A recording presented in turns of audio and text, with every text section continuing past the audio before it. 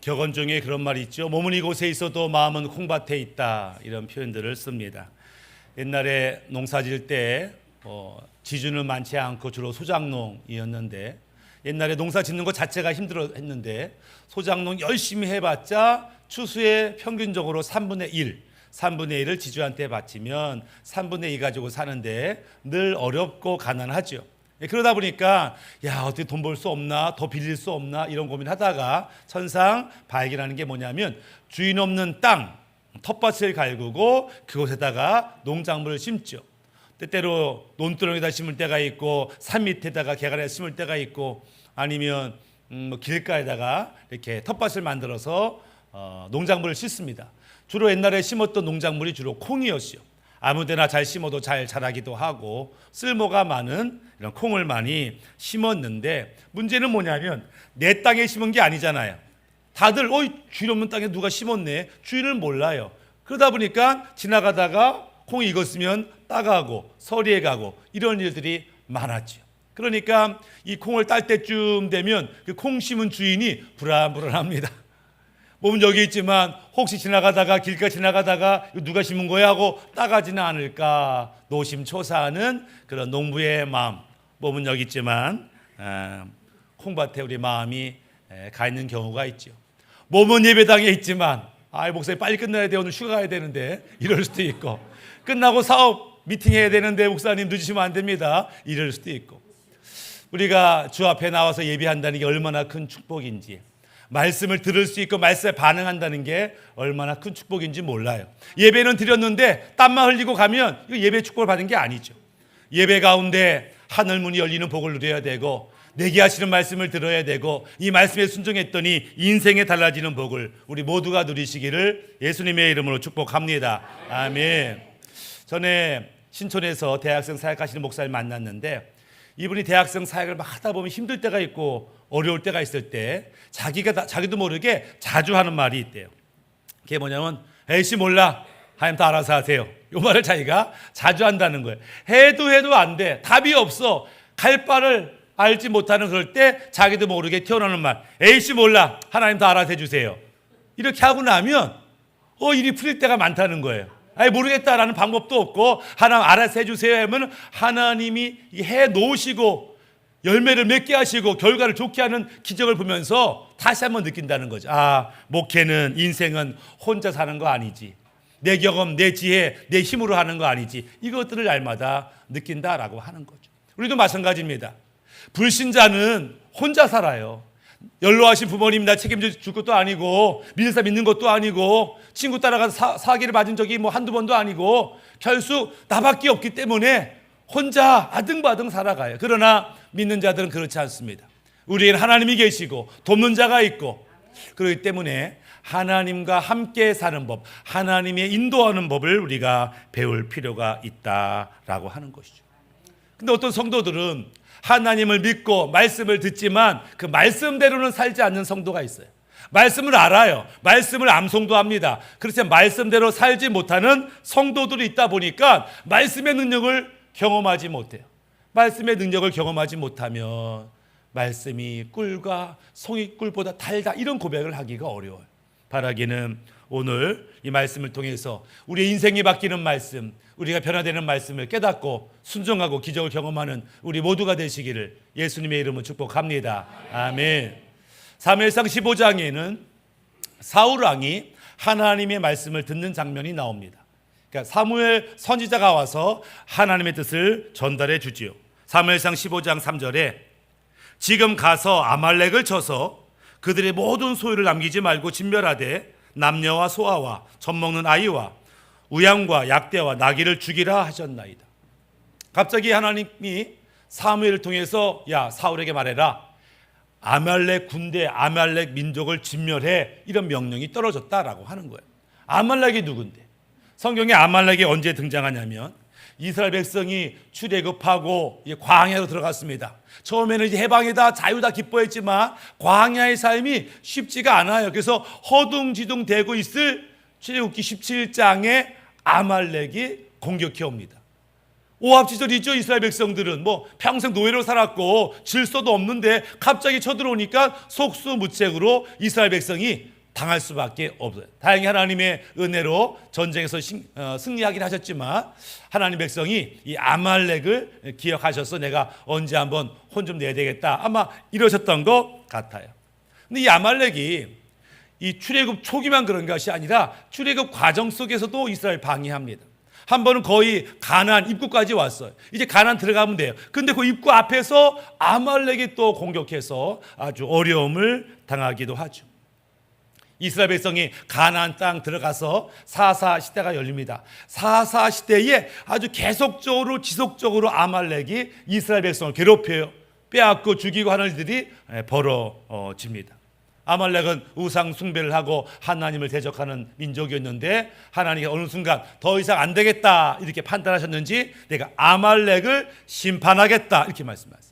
아말렉을 심판할 거야 그러면서 사울을 심판의 도구로 사용하셔서 아말렉을 진멸하라. 이거는 땅을 차지하고 농산물을 차지하는 그런 정복전쟁이 아니에요. 이건 하나님의 심판이다 분명히 알아라. 그래서 집도 뭐 사람들도 아무것도 남기지 말고 진멸하라 이런 명령이 떨어졌습니다. 사울 왕이 알겠습니다 라고 하나님 말씀 앞에 순종하여 전쟁을 치르는데 문제가 하나 발생해요. 하나님은 완전히 진멸하라 이랬는데 사울 왕이 완전히 진멸하지 아니하고 보기 좋은 것들, 쓸만한 것들은 진멸하지 않고 냅둬요. 물론 자기 창고에 집어넣습니다. 사무엘상 15장 9절에 사울과 백성이 아각 왕과 그 양과 소의 가장 좋은 것 또는 기름진 것과 어린 양과 모든 좋은 것을 남기고 진멸키를 즐겨 아니하고 가치 없고 낮은 것은 진멸하니라. 그러니까 하나님 말씀에 순종하되 선별적으로 순종하더라. 하고 싶은 건 하고 하기 싫은 건 안 하고 멸할 건 멸하고 살릴 건 사기고 자기 판단 따라서 순종을 했다라고 하는 거예요. 이것 때문에 하나님이 진노하셨어요. 그래서 사무엘에게 사울 왕을 찾아가라 이렇게 말합니다. 사무엘 선지자가 사울 왕을 찾아갔더니 사울이 뭐라고 말하냐면 사무엘상 15장 13절에 사무엘이 사울에게 이른즉 사울이 그에게 이르되 원하건대 당신은 여호와께 복을 받으소서 내가 여호와의 명령을 행하였나이다 이렇게 말해요. 제가요 우리가 전에 말씀하신 그 말씀대로 명령대로 제가 다 지켰습니다. 행했습니다. 승리했습니다. 저 잘했지요. 이렇게 이제 반응을 보이는 거죠. 문제는 사울 왕 스스로는 나 순종했어, 말씀대로 살았어 이렇게 말했지만 하나님의 평가는 그러지가 않았다라고 하는 거예요. 사무엘상 15장 11절에 내가 사울을 왕으로 세운 것을 후회하노니 그가 돌이켜서 나를 따르지 아니하며 내 명령을 따르지 아니하였습니다. 하나님은 너의 순종 안 했어 이랬는데 사울하고 저 순종했잖아요. 이렇게 서로에 대한 입장 차이가 발생하더라. 왜 이럴까? 이 순종에 대한 개념이 서로 다르기 때문에 그런 일이 벌어지죠. 제자반 때 가끔 그런 질문을 합니다. 여러분들은 하나님 말씀 앞에 몇 퍼센트 정도 순종하세요? 이렇게 질문할 때가 있어요. 그 어떤 분이 용감하게 저는 한 70% 순종합니다 이렇게 대답을 하면 옆 사람이 깜짝 놀랍니다. 70%나요? 저는 50%도 안 돼요. 대단하시다 이러면서 70% 순종한다는 분에게 대단하다 이렇게 말해요. 그럼 내가 하나님 앞에 70% 순종하고 50% 순종하는데 거기에 만족하세요? 거기에 하나님이 만족하실까요? 몰라도 아마 사울 왕이 하나님께 그렇게 말할 수 있을지 모르겠어요. 하나님 제가 순종했잖아요. 적어도 80%는 순종했잖아요. 아마 그렇게 얘기하지 않았을까. 그럼 잘한 거 아니에요? 나만큼 순종한 사람은 어딨다 그래요. 이렇게 반응했는지도 모른다라고 하는 거예요. 근데 하나님이 원하시는 것은 온전한 순종. 쉽게 말하면 내가 하고 싶을 때 마음에 들면 하고 하기 싫을 때 마음에 안 들면 안 하는 그런 자기 마음대로 순종이 아니라 선별적인 순종이 아니라 무슨 말씀하든지 그대로 하겠습니다라고 하는 태도와 순종이 필요하다라고 하는 것이죠. 성경은 왜 사울 왕이 하나님 말씀을 들었고 하나님을 믿는다고 하면서도 순종하지 않았을까? 그 원인, 이유에 대해서 설명하고 있어요. 근데 가만히 보면 사울이 순종하지 않은 원인이 오늘 우리가 주님께 온전히 순종하지 않는 원인과 똑같아요. 그래서 사울이 이렇게 순종하지 않았다면 나는 어떻게 살아야 되는가? 자신을 점검해보는 시간 됐으면 좋겠습니다. 첫 번째, 왜 사울은 하나님의 말씀에 순종하지 않았을까? 욕심 때문이에요. 첫 번째는 욕심 때문에 순종하지 않았어요. 이 욕심을 설명하면서 지금 사무엘 선지자는 의도적으로 단어 하나를 비교합니다. 어떤 단어? 소리라고 하는, 네가 하나님의 목소리는 순종하지 않고 욕심과 욕망의 소리를 따랐구나, 이런 표현이 있죠. 사무엘상 15장 14절, 사무엘이 이르되 그러면 내 귀에 들려오는 이 양의 소리, 내게 들려오는 소의 소리는 어찌 됨이니까, 이렇게 말해요. 분명히 하나님이 다 죽이라는 그 소리를 당신 들었지요? 근데 다 죽여서 없어야 될 양의 소리, 소의 소리가 제 귀에 들리네요. 이 소는, 이 양은 뭡니까? 목이 뭐예요? 죽이러 갔더니 견물생심이라, 보기 좋은 양, 살찐 소 어떻게 죽여요? 이게 얼마짜린데? 아까워서. 하나님의 뜻은 알지만 진멸하라. 그러나 너무나 아까워. 욕심, 욕망, 탐욕, 이런 것 때문에 순종하지 않는 것을 보게 됩니다. 우리가 때때로 순종하지 못할 때 우리 욕심이, 우리의 이해관계가 개입되면 순종하지 못하는 것을 봅니다. 이 전쟁은 정복 전쟁이 아니에요. 땅 차지하고 돈 차지하고 그런 전쟁이 아니에요. 심판의 도구로서의 전쟁인데 사울은 그것을 알지 못하고 욕심 때문에 순종하지 못하는 것을 봅니다. 두 번째, 사울 왕이 순종하지 못하는 이유는 백성들의 소리 때문에 순종하지 못했다. 사무엘상 15장 24절, 사울이 사무엘에게 이르되 내가 범죄하였나이다. 내가 여호와의 명령과 당신의 말씀을 어긴 것은 내가 백성을 두려워하여 그들의 말을 청종하였습니다. 내가 하나님 말씀 듣지 않고 백성의 말을 들었습니다. 잘못했습니다. 이렇게 이제 말하는 거죠. 백성의 말이 뭔데 왜 하나님 말씀 어기고 백성의 말을 들었을까? 사울은 이스라엘의 첫 번째 왕이었어요. 사울 이전에는 사사들이 있었습니다. 사사들은 자기 일상생활 하면서 큰 일 있을 때만 잠시 지도자 역할을 하는 존재였어요. 왕하고는 다르죠. 자기가 첫 번째 왕이 되긴 됐는데 아직 권력 기반이 약해. 지지 세력이 약해. 그러니까 늘 불안불안한 마음이 있어요. 하나님이 날 왕 세웠으니 하나님이 지켜주겠다는 믿음이 없었어요. 왕은 됐지만 백성들의 눈치를 봐야 돼요. 백성한테 잘 보여야 나도 왕위를 잘 진행하고 우리 아들 요나단도 왕이 되고 우리 베냐민 가문도 왕의 가문 될 거 아니겠는가, 이러면서 백성들의 눈치, 백성들의 평가를 보는 거예요. 근데 백성들이 목숨 걸고 전쟁했는데 그냥 돌아가자니까 막 짜증내는 거예요. 뭐야, 목숨 걸고 싸웠는데 뭐 남는 게 하나도 없네. 옆에 나라든 전쟁에서 이기면 뭐 전리품이 있다는데 뭐야, 이러면서 짜증을 잔뜩 부리니까 불안불안한 거예요. 안 되겠다. 그래서 소, 양, 재산을 막 갖고 오는 거죠. 왜? n분의 1 해가지고 전쟁에 참여한 사람 전리품으로 줘야 되니까. 그래야 백성들이 우리 임금님 최고, 다음에도 나가 싸울게요, 이렇게 말할 테니까 이게 필요한 거예요. 백성의 눈치를 보는 거죠. 백성의 평가가 하나님의 평가보다 더 중요한 것이죠. 사람들의 시선, 그게 중요하다. 그러다 보니까 온전히 순종하지 못했다. 세 번째, 사울 왕이 순종하지 못한 이유는 교만함 때문에 순종하지 못했습니다. 사무엘상 15장 12절, 어떤 사람이 사무엘에게 말하 이르되 사울이 갈멜에 이르러 자기를 위하여 기념비를 세우고 발길을 돌려 길갈로 내려갔다 하는지라. 지금 전쟁, 어떤 전쟁? 심판의 전쟁, 하나님이 행하시는 전쟁, 이겼는데, 하나님이 행하셨는데 자기의 기념비, 나 사울왕이 언제 어떻게 전쟁에서 이겼어, 자기의 이름을 높이더라. 이거 자기 이름을 높일 그런 전쟁이 아닌데 자기의 이름을 높였어요. 출애굽기 17장에 모세가 아말렉과 싸우는 장면이 나옵니다. 그때 하나님의 은혜로 모세가 이겼어요. 그때 전쟁에서 승리하자마자 모세가 뭐라고 말하냐면 이것은 여호와 니시, 하나님의 승리, 하나님이 이기셨다, 하나님이 하신 거야 하면서 예배하고 찬양했는데 사울은 내가 한 거야, 나 아니면 안 돼, 이러면서 자만이 교만이 행하는 모습, 그것이 하나님 말씀에 온전히 순종하지 못하는 이유가 됐다라고 하는 거예요. 사실 사울 왕이 왕으로 될 때는 엄청 겸손한 사람이었어요. 하나님 보시기에도 사울은 겸손한 사람이었어요. 그런데 왕이 되고 권력을 얻으니까 이제 슬슬 자만해지고 교만해지는 모습을 봅니다. 우리도 그럴 수 있잖아요. 힘들고 어려울 때는 그렇게 겸손한 사람이 돈 많이 벌고 성공하고 높은 자리에 올라가니까 거드름 피우고 자만한 경우가 얼마나 많은지. 야고보서 4장 10절에 이런 말씀이 있어요. 주 앞에서 낮추라. 그리하면 주께서 너희를 높이시리라.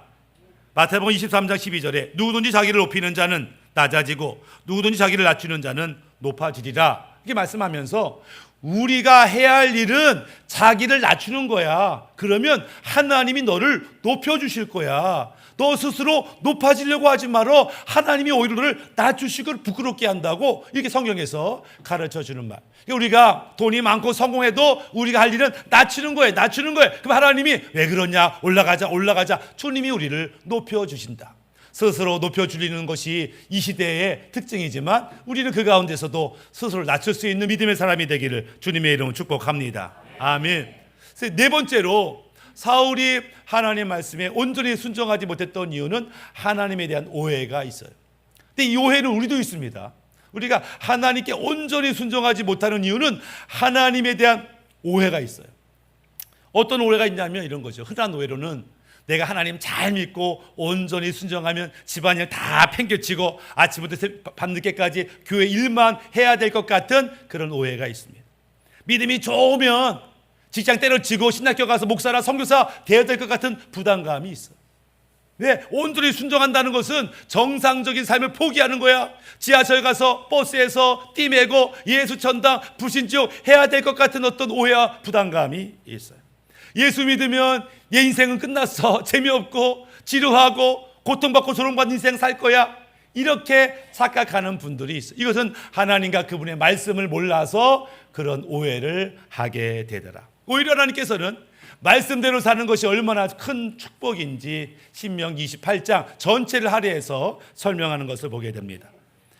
말씀에 순종하는 자는 모든 민족 위에 뛰어나게 되며 성읍에서도 복을 받고 들에서도 복을 받고 자녀 토지 소산 가축의 복을 받고 들어가도 복을 받고 나가도 복을 받고 원수와 싸울 때도 복을 받고 모든 사업에도 복을 받는다. 이렇게 말씀하시면서 얼마나 많이 복을 받는지 사람들이 너를 보고 두려워한다라는 거예요. 도대체 저 사람은 하는 일마다 잘 되네. 도대체 어떤 사람이기에 저렇게 복을 받는 거예요? 아, 하나님이 저 사람과 함께 하나 보다. 하나님이 저 사람을 인정하는가 보다. 그러면서 이 복 받는 우리를 세상 사람이 두려워할 정도로 복을 받게 된다. 이렇게 말씀하시는 것을 보게 됩니다.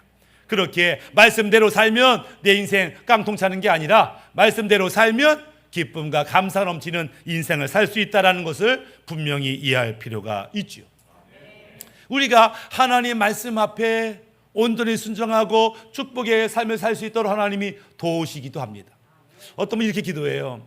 하나님 순종할 수 있도록 도와주세요. 순종할 수 있도록 도와주세요. 이렇게 이제 기도를 하시는 분이 있었어요. 제가 들으면서 속으로 그냥 순종하지.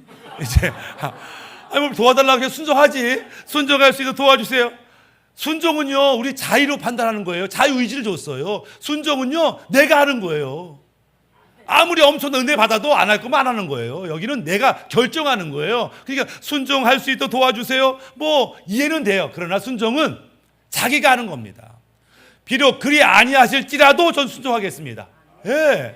비록 조롱받고 오해받고 내가 망할지라도 죽을지라도 순종하겠습니다. 순종하기로 결단하면 순종만큼 쉬운 게 없어요. 하면 되거든요. 배고파도 하고 배불러도 하고 힘들어도 하고 안 힘들어 하고 하면 되는 거예요.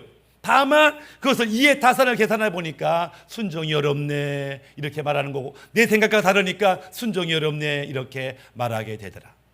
그러나 성경 보니까 그럼에도 불구하고 우리가 하나님 말씀대로 믿음대로 순종하며 살 수 있도록 도우시는데 두 가지로 도우시더라고요. 첫 번째, 말씀대로 살 수 있도록 우리에게 믿음을 주셨다라고 하는 거예요.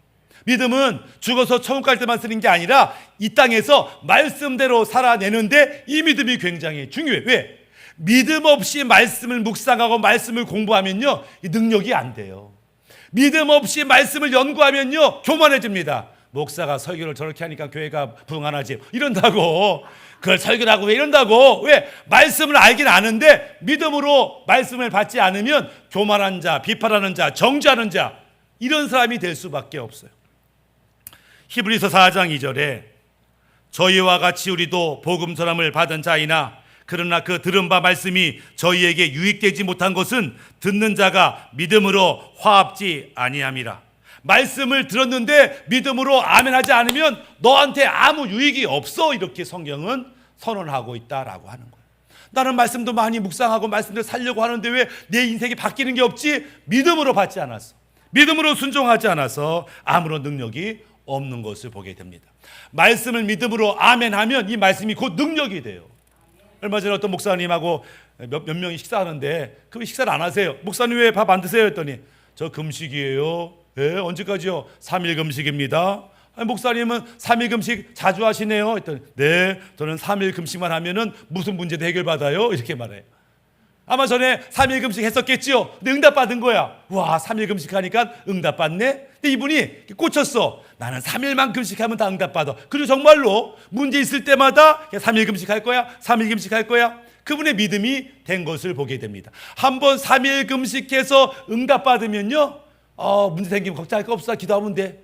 왜? 기도에 믿음이 생기는 거죠. 말씀도 마찬가지예요. 말씀을 아멘으로 믿고 순종했더니 열매가 있네, 변화가 있네, 기적이 있네. 그런 말씀을 더 사랑하는 거죠. 말씀이 얼마나 좋은지 오늘도 내게 말씀하셔서 순종해야지. 왜? 그러면 기적과 형통을 경험할 수 있으니까. 그래서 주님께서 우리 안에 믿음을 줬어요. 그 믿음을 가지고 있다가 죽을 때만 사용하는 게 아니라 오늘 그 믿음대로 순종할 때 우리 이 땅에서 형통한 인생을 살게 되더라라고 하는 거예요. 두 번째, 하나님이 또 다른 선물을 줬는데 그게 성령님이십니다. 성령님 우리 안에 주셨어요. 성령님이 어떤 일을 하는가? 요한복음 14장 26절에 보혜사 곧 아버지께서 내 이름으로 보내실 성령, 그가 너희에게 모든 것을 가르치시고 내가 너에게 말한 모든 것을 생각나게 하시리라. 하나님 말씀을 읽었는데 뭔 뜻인지 모르겠는데 하나님이 깨닫게 하시는 게 성령님의 역할이에요. 깨달은 말씀을 가지고 사는데 어느 날 어떤 문제 앞에서 성령님께서 하나님 말씀을 생각나게 하셔. 야, 성경 말씀 이게 있잖아. 이대로 살아야지. 이렇게 판단해야지. 아하, 그렇지. 남들 따라가지 아니하고 분위기 따라가지 아니하고 말씀의 기준으로 선택하고 결정할 수 있는 그 은혜를 성령님이 허락하신다라고 하는 거예요. 고린도후서 3장 3절에 과거에 하나님께서 구약의 백성들에게 돌판에다가 말씀을 새겼지. 돌판에 말씀을 새겼다는 것은 지워지지 않는, 변하지 않는 말씀이라는 건데, 문제는 돌판에 말씀을 썼어도 백성들이 기억하지 못하고 백성들이 순종하지 않았다. 이러면서 내가 돌판에 말씀을 새기지 아니하고 너희 신비 마음판에다 말씀을 새기겠다. 그리고 마음판에 새긴 말씀을 성령님이 깨닫게 하시고 기억나게 하셔서 순종하게 하겠다. 그래서 말씀의 축복을 받게 하시겠다. 이것이 성경이 우리에게 하시는 말씀이다라고 하는 거예요.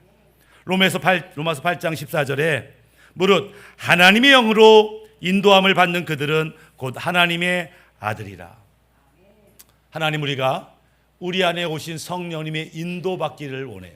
그것이 우리를 형통으로, 행복으로, 거룩으로 인도하는 거기 때문에. 근데 많은 성도들이 성령님의 인도를 받지 않고 이렇게 얘기합니다. 성령님, 제가요 급할 때 부를 테니까 가만히 계세요. 요거 제가 다 생각이 있어요. 하나님 다 경험이 있어요. 저도 알 만큼 안 사람이에요. 그러니까 가만히 계세요. 이러면서 막 일을 하고 사고 나면 아이고 죄송한데 이게 사고가 났네요. 어쩌면 좋아요. 좀 도와주세요. 꼭 사후 처리만 부탁해. 인도받지 못해. 인도라는 것은 주님이 앞장서세요. 제가 뒤따라가겠습니다. 이러는데 꼭 사후 처리만 부탁하고 어쩌나요? 또 그랬네요. 이러면서 이제 아쉬운 소리 하는 거는 지혜롭지 않죠. 그나마 사후 처리라도 뭐 부탁하는 게 다행이지만 더 지혜로운 것은 그냥 아쉬울 때만, 급할 때만 불러다가 뭐 고용하는 게 아니라 그분이 나의 주인이시고 나 인도자이심을 고백하며 어떤 상황이든지 뭐 별거 아닌 것도 가끔 우리 아내와 아이들이 재밌게 얘기하는 걸 봅니다. 뭔 저렇게 재밌게 얘기를 하나. 뭐 별것도 아니에요. 그냥 나뭇잎이 굴러간다, 개똥이 굴러간다, 뭐 별 얘기도 아닌데 그걸 그렇게 심각하고 재밌게 들어요. 근데 저는 이제 중요하다 생각하지 않으니까 입을 다무는데 아내가 없으면 저하고 아이들이 침묵이 흐릅니다.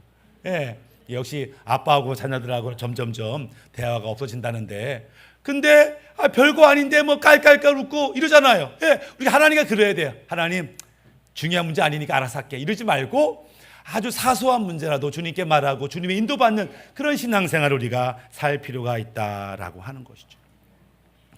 말씀을 마무리하면 우리는 지금 어떤 삶을 살고 있는가? 정말 꿀과 속일 꿀보다도 단 말씀을 먹고 기쁨으로 그 말씀에 순종함으로 기적을 경험하고 있는가? 아니면 알기는 알지만 순종하지 않고 답답해하고 속상해하고 억울해하며 살고 있는가? 자기를 점검해 볼 필요가 있다라고 하는 거예요. 말씀에 순종하지 않으면 기적이 없어요. 왜 순종하지 못하는가? 첫 번째는 욕심 때문에 순종하지 못한다. 욕심이 커지면 하나님의 음성은 작아져요. 두 번째, 왜 순종하지 못하는가? 사람들의 시선, 눈치, 사람들의 평가가 너무 큰 나머지 말씀대로 살지 못하는 거예요. 내가 오늘 예배 드리러 간다고 하면 사람들이 뭐라고 할까? 나 예수 믿으니까 그거 못해요 라고 말하면 뭐라고 할까? 아마 왕따 시키겠지? 이제부터 사회생활 못하겠지? 이 사람들의 평가 시선이 두려운 나머지 말씀대로 살지 못하는 경우가 얼마나 많은지.